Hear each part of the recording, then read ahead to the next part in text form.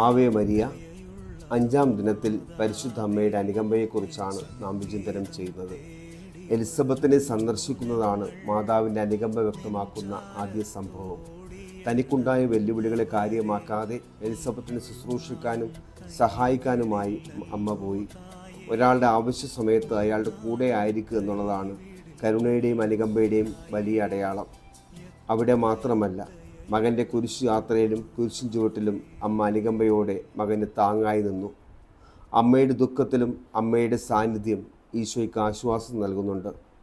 അനുകമ്പയുടെ യഥാർത്ഥ സത്ത അതിലടങ്ങിയിരിക്കുന്നു. ഒരാളുടെ കഷ്ടതകളുടെ സമയത്ത് കൂടെയായിരിക്കുക എന്നുള്ളതാണ്.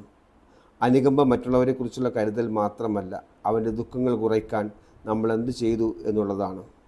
മാതാവ് പഠിപ്പിക്കുന്നത് ഇവിടെ സ്വയം മറന്ന് മറ്റുള്ളവരുടെ ആവശ്യങ്ങളിൽ കൂടെയായിരിക്കുക എന്നുള്ളതാണ്. ദൈവം നമ്മെ അനുഗ്രഹിക്കട്ടെ.